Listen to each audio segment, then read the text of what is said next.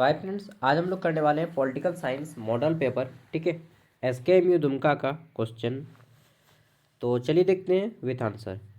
देखिए, political science semester 3 major paper 4 का यह मॉडल पेपर है।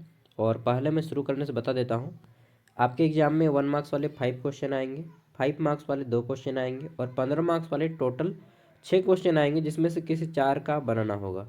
ठीक है, और 1 मार्क्स वालों का उत्तर आपको 1 या 2 लाइन में देना है। 15 मार्क्स वालों का कम से कम 150 शब्दों में देना है।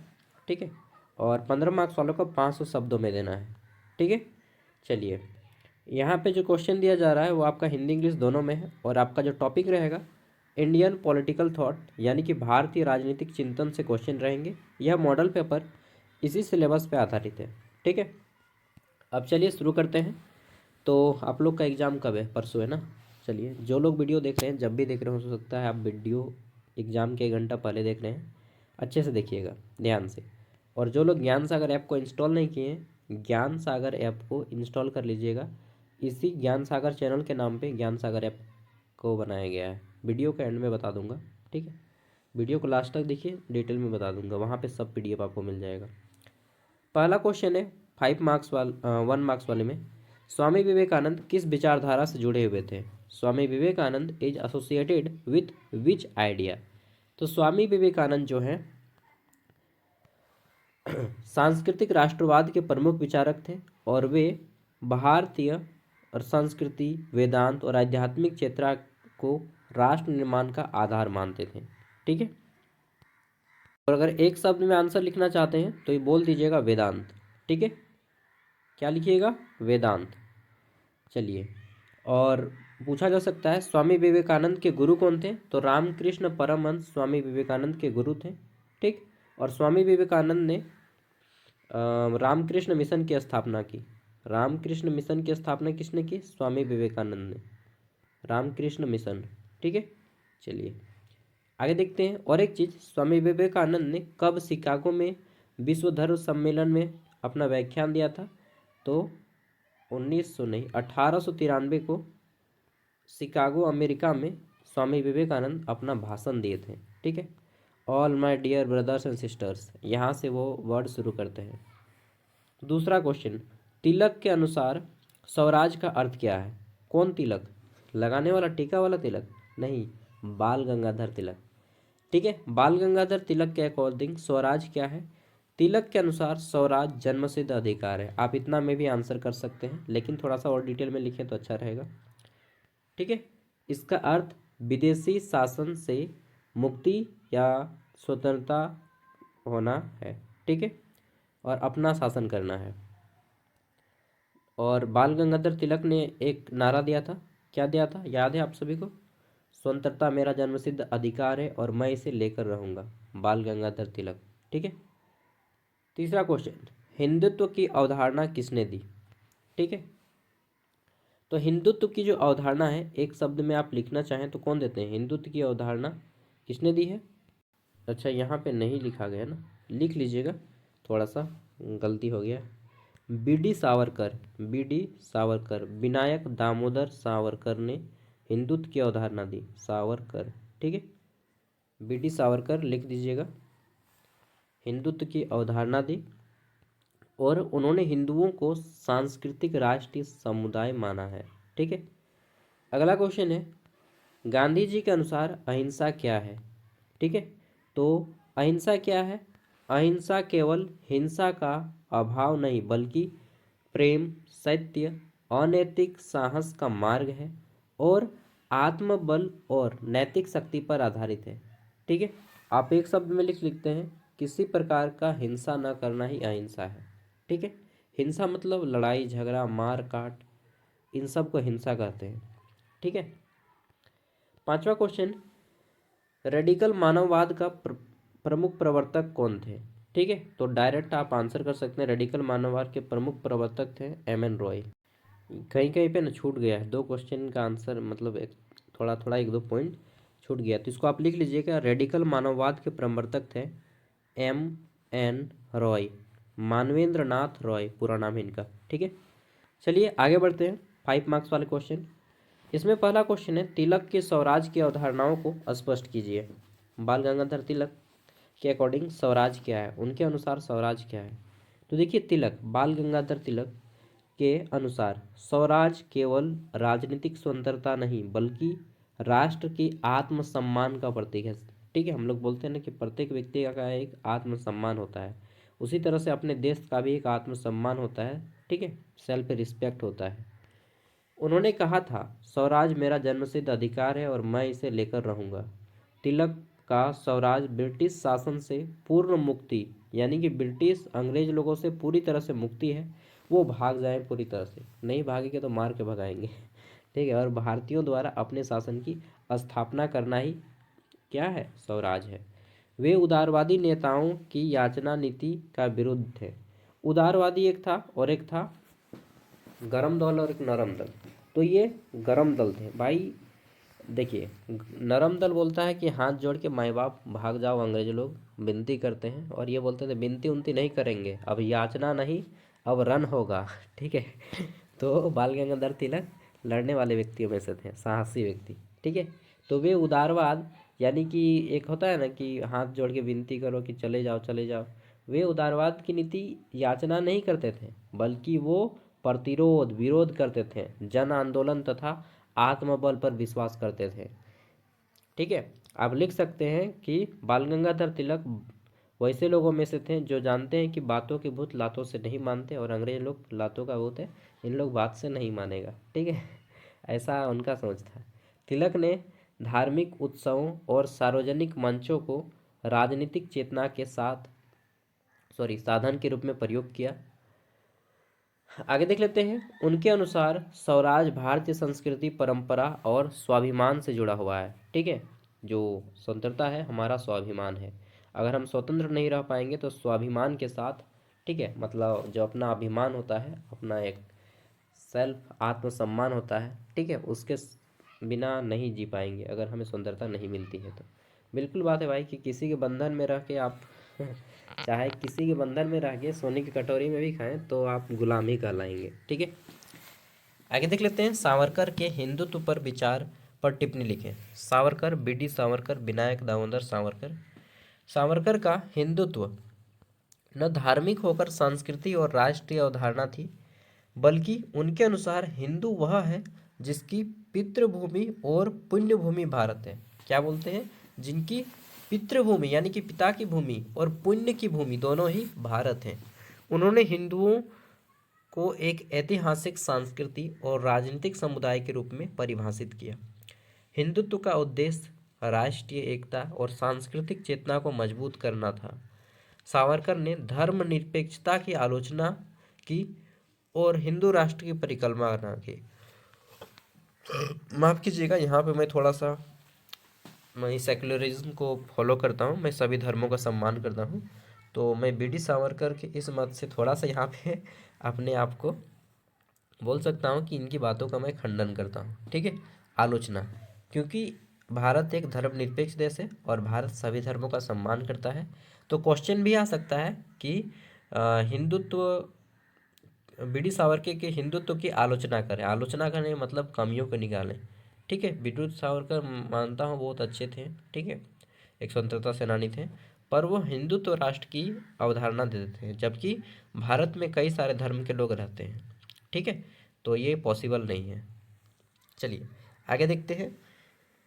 नेक्स्ट है 15 मार्क्स वाले 4 क्वेश्चन।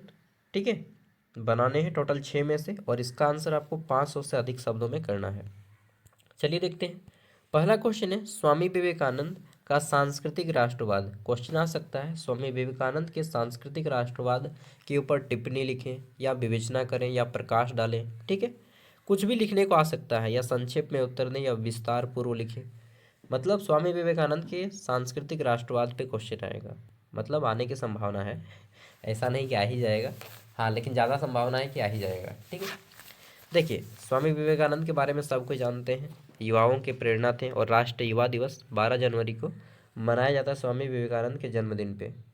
12 जनवरी, नोट कर लीजिएगा, 12 जनवरी 1863 को स्वामी विवेकानंद का जन्म होता है। ठीक, 12 जनवरी 1863 को। इनका बचपन का नाम था नरेंद्र दत्त। आप चाहे तो इसको भी लिख सकते हैं अपने उत्तर में। आधुनिक भारत में सांस्कृतिक राष्ट्रवाद के सर्वाधिक प्रभावशाली चिंतक माने जाते हैं। कौन? स्वामी विवेकानंद। उनके राष्ट्रवाद की नींव राजनीतिक सत्ता नहीं, वो स्वामी विवेकानंद कोई राजनीतिक सत्ता नहीं चाहते थे, बल्कि संस्कृति, धर्म और आध्यात्मिक चेतना पर आधारित थी। ठीक है। विवेकानंद के अनुसार भारत केवल एक भौगोलिक क्षेत्र नहीं, स्वामी विवेकानंद कहते हैं कि भारत केवल एक जमीन का टुकड़ा नहीं है, बल्कि यह एक जीवंत, ठीक है, सभ्यता है जिसकी आत्मा वेदांत है। ठीक है। स्वामी विवेकानंद में इस बात पे सबसे ज़्यादा फोकस किया है, किस पे? वेदांत। ठीक है। वेदांत दर्शन, स्वामी विवेकानंद का वेदांत दर्शन है सबसे ज़्यादा। देखिए वेदांत दर्शन, ये हमें भी पढ़ना है, बीएड में पढ़ना होता है। ठीक है। बीएड में एक सब्जेक्ट है कॉन्टेम्पोररी इंडियन एजुकेशन, उसमें स्वामी विवेकानंद का दर्शन पढ़ना होता है। तो यही सब हम लोग भी पढ़ते हैं। स्वामी विवेकानंद जब भारत घूमे तो देखिए यहाँ पे अनेक जाति, धर्म, समुदाय के लोग आपस में लड़ मर रहे हैं, तो ये स्वतंत्रता इनको कहाँ से मिलेगी? ठीक है। उन्होंने माना कि भारत की वास्तविक शक्ति उसकी आध्यात्मिक विरासत, सहिष्णुता और मानववाद में है, लेकिन आदमी इसी में उलझ गया है। विवेकानंद ने कहा कि जब तक कोई राष्ट्र अपनी संस्कृति पर गर्व नहीं करता, ठीक है, तब तक वह शक्तिशाली या सशक्त नहीं बन सकता। उनका सांस्कृतिक राष्ट्रवाद किसी एक धर्म या संप्रदाय तक सीमित नहीं था, बल्कि सभी धर्मों, देखिए यहाँ पे बोल रहे हैं कि सभी धर्मों को समानता और पारस्परिक सम्मान पर आधारित था। ठीक है।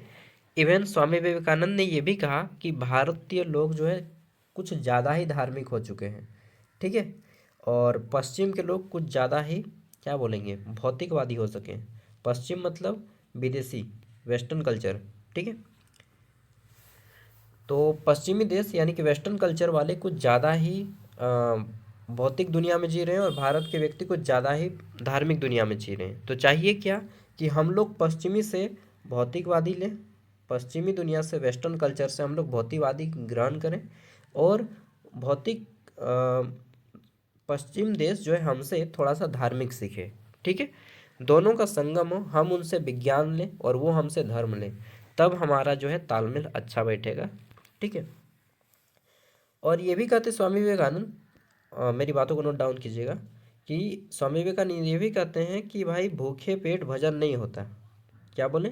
भूखे पेट भजन नहीं होता। हाँ, बिल्कुल सही बात है, भूखे पेट भजन नहीं होता। अब वहाँ पे भूखा है पेट, ठीक है, और राम राम राम राम करेंगे तो मोरा मोरा सुनाएगा। राम राम आप बोल रहे हैं लेकिन मरा मरा सुनाएगा। ठीक है। तो भूखे पेट भजन भी नहीं होता है। इसलिए सबसे पहले अपना बैकग्राउंड मजबूत कीजिए, उसके बाद धर्म और ये सब कीजिएगा। ठीक है।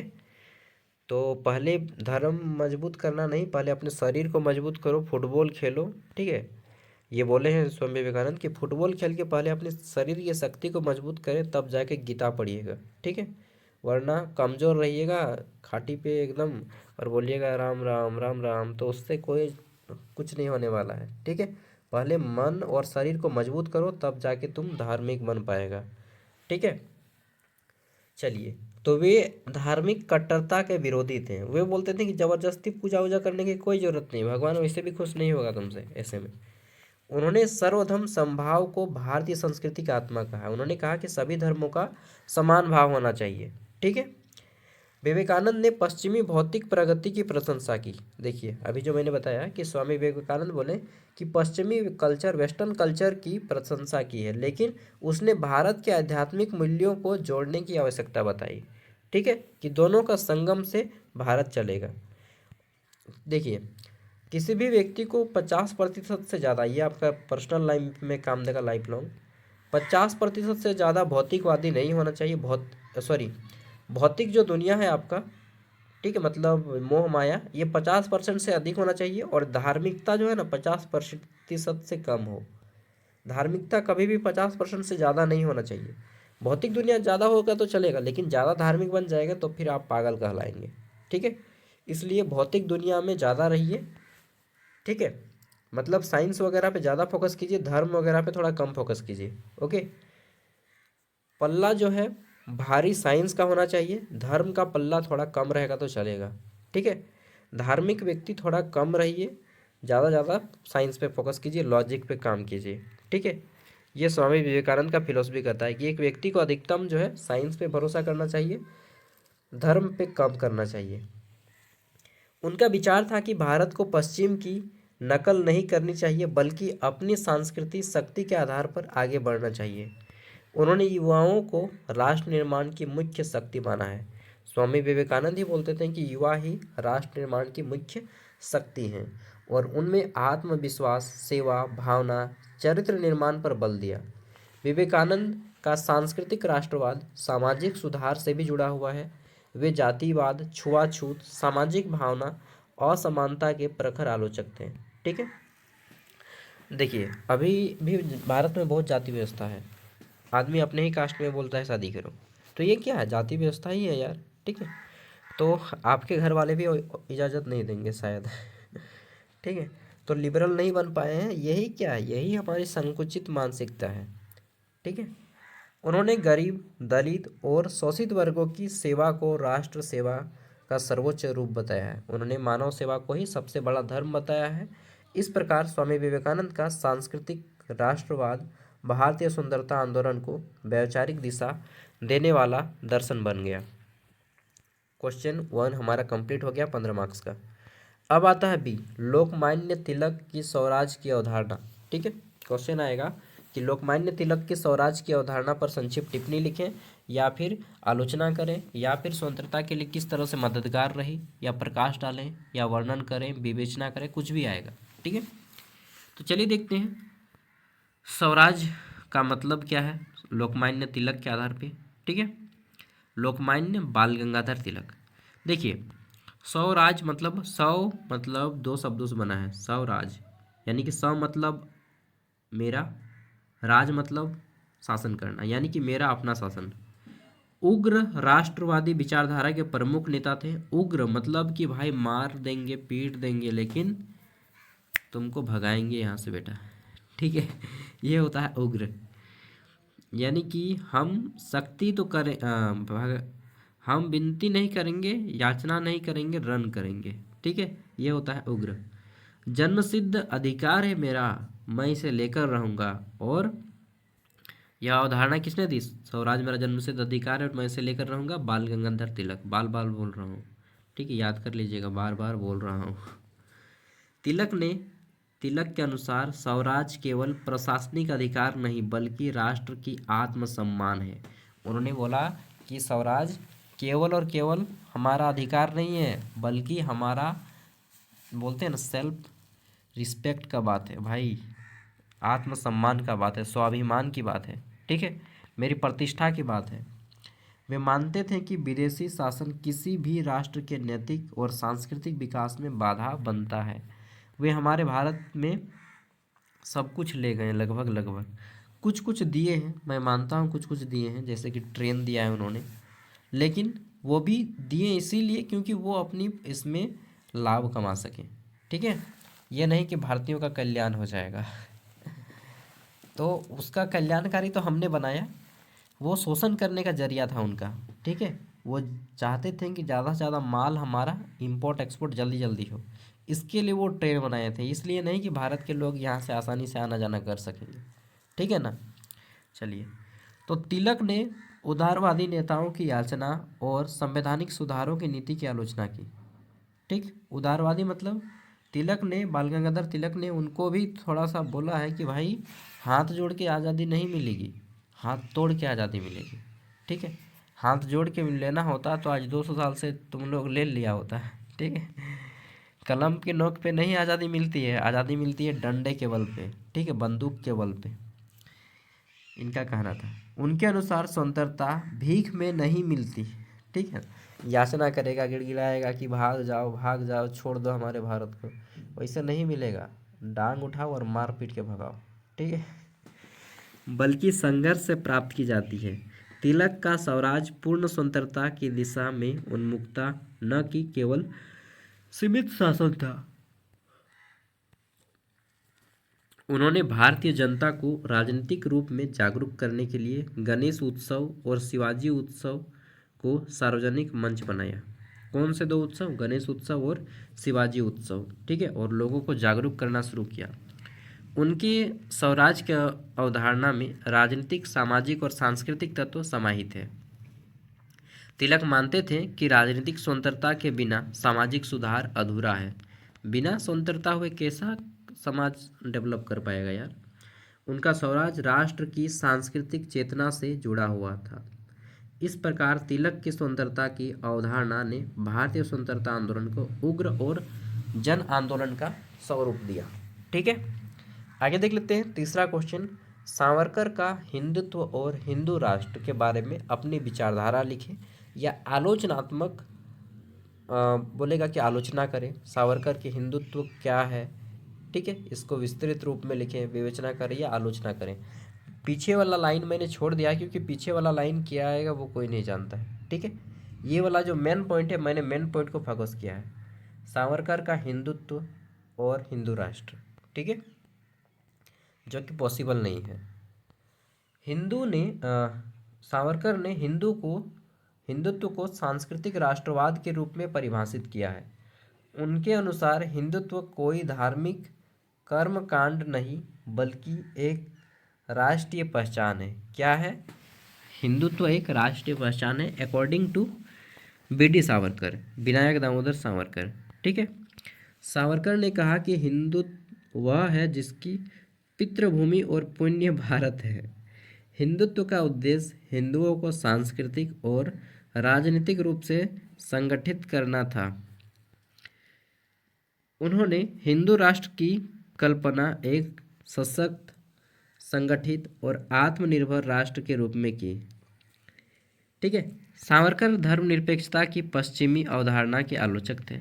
सावरकर क्या बोलते थे कि नहीं नहीं, पश्चिमी संस्कृति हमारा हरास कर रही है, मतलब वेस्टर्न कल्चर जो है, विदेशी कल्चर हमारी समाज को खराब कर रही है। लेकिन वास्तव में देखा जाए तो बिना वेस्टर्न कल्चर के डेवलप भी नहीं हो पाएगा। ठीक है, तो सम्मिश्रण रूप होना चाहिए सभी का। अगर विदेश में कुछ अच्छा चीज़ हो रहा है तो बिल्कुल लेना चाहिए। तो मैं यहाँ पे आलोचना के फॉर्म में बोल रहा हूँ। ठीक है, वे मानते थे कि राष्ट्र निर्माण में सांस्कृतिक केंद्रीय भूमिका होती है। हाँ बिल्कुल, ये भी बात सही है। उन्होंने सैन्य शक्ति, राष्ट्र रक्षा, राष्ट्रीय एकता पर विशेष बल दिया।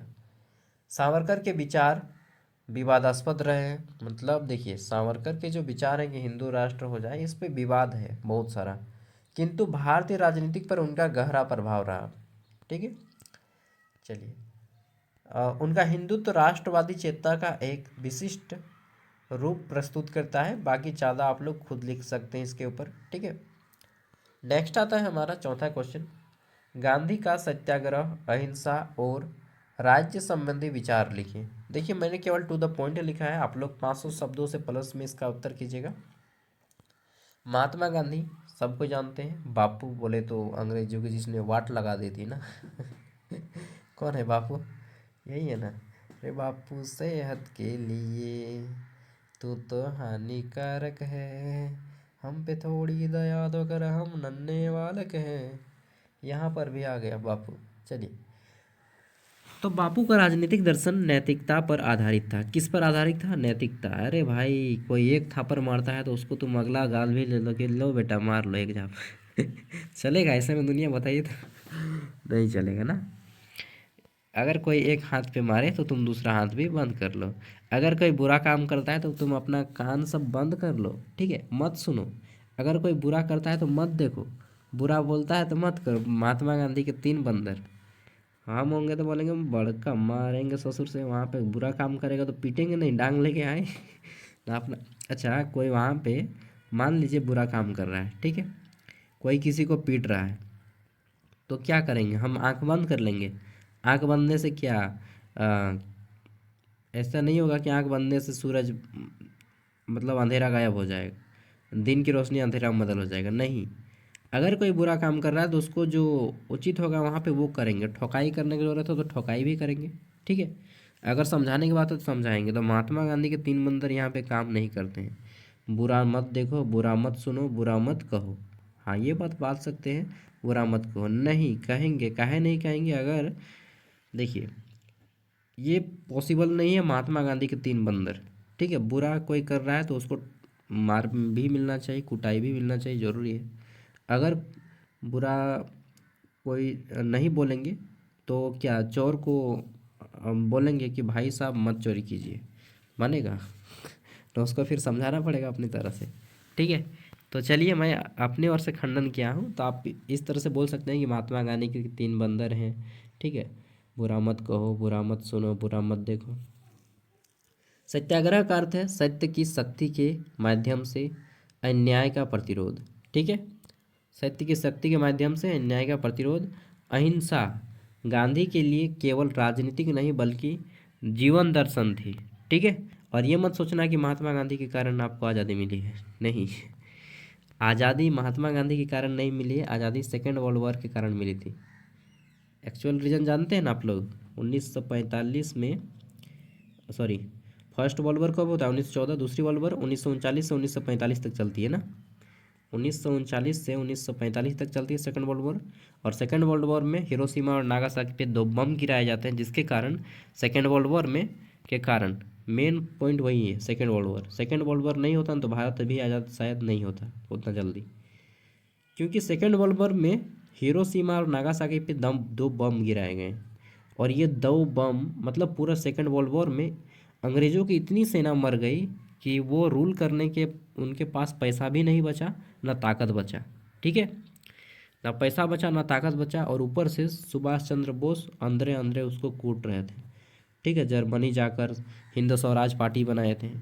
ठीक है, तो एक्चुअल रीज़न वो है सेकेंड वर्ल्ड वॉर की। सेकेंड वर्ल्ड वॉर के कारण अंग्रेज़ों के पास सेना बहुत कम बची थी और पैसा भी सेकेंड वर्ल्ड वॉर में उनका खर्चा हो गया था। तो लास्ट में, और सुभाष चंद्र बोस भी जो है हिंद स्वराज पार्टी में उनको काफ़ी ज़्यादा प्रेशर डाले हुए थे। महात्मा गांधी का भी कुछ रोल है। ठीक है, लास्ट में महात्मा गांधी बोले थे ना, हिंसा पे आ ही गए थे, करो या मरो, करो या मरो का नारा दिए थे, डू और डाई। तो महात्मा गांधी भी लास्ट पे हिंसा के सिद्धांत को अपनाए थे। ठीक है, तो महात्मा गांधी का भी हाथ है, लेकिन केवल और केवल महात्मा गांधी का हाथ नहीं है। ठीक है, सबसे बड़ा कारण है आज़ादी के पीछे सेकेंड वर्ल्ड वॉर, दूसरा विश्व युद्ध। दूसरा विश्व युद्ध में अंग्रेज का पावर कम हो गया, पैसा कम हो गया, जिसके कारण भारत को आज़ादी मिली। ठीक है, मैं एक्चुअल रीज़न बता रहा हूँ, मैं मार्ग से भटक जाता हूँ, सॉरी। चलिए, काफ़ी लंबा हो गया ना वीडियो, आप लोग कर लीजिएगा, मैं ऐप पे डाल देता हूँ। तीसरा क्वेश्चन आता है एम एन रॉय के ऊपर। एम एन रॉय का रेडिकल मानववाद क्या है? ठीक है, इसका संक्षेप में वर्णन करें या रेडिकल मानववाद को समझाएं। ठीक है, रेडिकल मानववाद के प्रवर्तक थे मानवेंद्र नाथ रॉय, मार्क्सिस्टवादी, तानाशाही, ठीक है, प्रवृत्ति की आलोचना की है। और रॉय के अनुसार व्यक्ति की स्वतंत्रता सर्वोपरि है। ठीक है, उन्होंने धर्म, अंधविश्वास, पार्टी की तानाशाही का विरोध किया है। उनका मानववाद तर्क, विज्ञान और नैतिकता पर आधारित था। वे लोकतंत्र को केवल चुनाव नहीं बल्कि चेतना और नागरिकता मानते थे। ठीक है, रेडिकल मानववाद व्यक्ति की गरिमा की रक्षा करता है और यह दर्शन आधुनिक लोकतांत्रिक चिंतन में महत्वपूर्ण है। राम मनोहर लोहिया का 4 खंभा सिद्धांत भी पढ़ लीजिएगा, नोट्स भी हमने दे दिया है।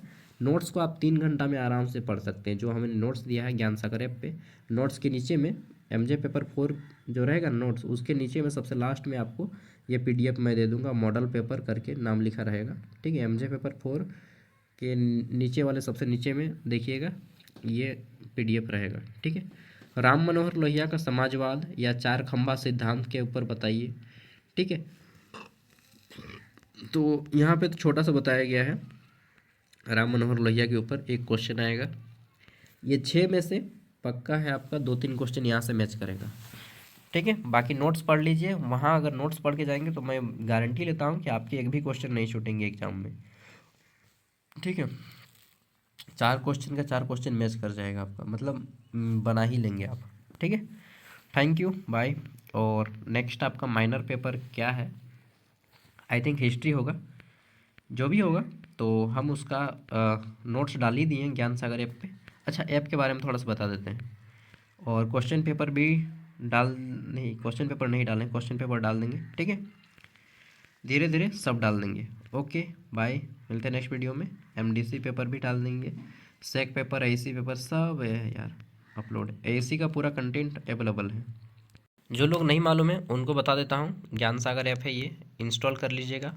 अपना नाम और फ़ोन नंबर देके लॉगिन कर लीजिएगा, ओटीपी आएगा, लॉगिन हो जाएगा। फिर आना है आपको ऑल कोर्स में, यहाँ पे आएंगे ऑल कोर्स में। और ऑल कोर्स में आने के बाद आपको एसकेएमई दुमका कोर्स ले लेना है, 60 रुपया में यहाँ पे कोर्स मिल जाएगा। 4 साल तक फ्री हो जाएगा, सभी सेमेस्टर का नोट्स। फिर सेमेस्टर 3 में आएंगे, यहाँ पे क्लिक करेंगे सेमेस्टर 3। फिर आना है आपको मेजर पेपर 4 में, 2024 का भी वीडियो आप देख सकते हैं यहाँ से, पिछले साल का। मेजर पेपर 4 में आएंगे और यहाँ से आपको आना है मेजर पेपर 4, क्लिक करेंगे, ठीक है। सबसे लास्ट में आपको देख नोट्स में आएंगे, ये नोट्स यहाँ पे देखिए, नोट्स में आने के बाद सबसे लास्ट में देखिएगा तो आपको मिल जाएगा, मैं ये वाला पीडीएफ दे दूंगा सबसे लास्ट में। क्लिक करेंगे, इस तरह से खुल जाएगा और ये तीर का निशान से आप डाउनलोड भी कर सकते हैं इसको। ओके चलिए, ऐप जिनको जो लोग फ़ोन पे वगैरह नहीं चलाते हैं वो लोग इस नंबर पे हमें कांटेक्ट कीजिएगा, व्हाट्सएप हम बोल दीजिएगा, हम आपको कर देंगे 89 86 60 75 41। आप पेमेंट कर दीजिएगा, स्कैनर भेज देंगे, ठीक है, और आपका फिर ऐप ओपन हो जाएगा। जो लोग फ़ोन पे नहीं चलाते हैं उनके लिए, बाकी जो लोग फ़ोन पे चलाते हैं खुद ही कर लीजिएगा। बाय।